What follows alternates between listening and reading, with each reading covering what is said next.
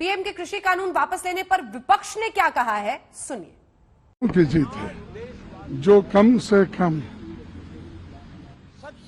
कई सैकड़ों दिनों से लड़ रहे हैं और वो भूखे रहे, प्यासे रहे, 700 से ज्यादा लोग मरे, उसके बाद आज ये सरकार वापस ले रही है।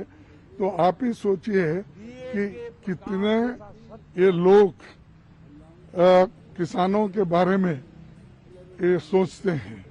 तो आज जो किसान की जीत हो गई, अब वापस लेने की वो बात कर रहे हैं।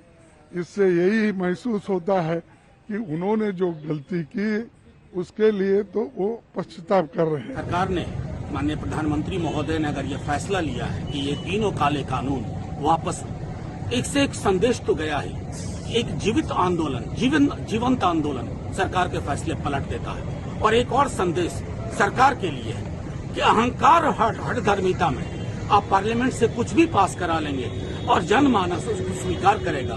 ये आगे के लिए आपके लिए संदेश है। आपकी कार्रवाई में, आपकी कार्यशैली में हमेशा लोकतांत्रिक मूल्य जन सरोकार रहने चाहिए। ये किसान आंदोलनों की सफलता है।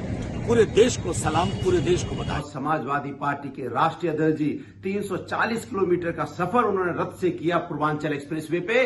देखा उन्होंने प्रधानमंत्री जी ने, भारतीय जनता पार्टी ने, कि लाखों का हुजूम रात भर उनके स्वागत के लिए खड़ा रहा। एहसास हो गया सत्ता जा रही है। सत्ता का जाने का डर जब सताने लगा तब किसान कानून भी वापस कर लिया। ये होता है लोकतंत्र की ताकत। इसलिए भारतीय जनता पार्टी भूल जाए तानाशाही, इस हिंदुस्तान में चलेगा तो सिर्फ लोकतंत्र। निरंकुश सरकार को किसानों के अहिंसक आंदोलन के सामने, सच्चे किसानों के सामने आखिरकार झुकना पड़ा, क्योंकि एक साल से किसान सड़क पे बैठे हैं। लंबे समय से किसान कह रहे हैं कि भाई इन कानूनों को वापस लो, हमारी खेती बर्बाद हो जाएगी, हमारा सब कुछ बर्बाद हो जाएगा और देश में जो खाद्य पदार्थ हैं, किसानों की जो उपज है, उसके दाम उनको मिलने मुश्किल हो जाएंगे।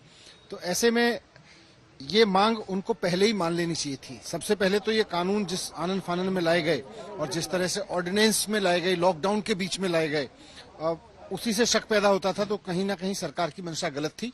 सरकार की मंशा किसानों का हित करना नहीं थी, सरकार की मंशा कुछ और लोगों को संतुष्ट करना थी।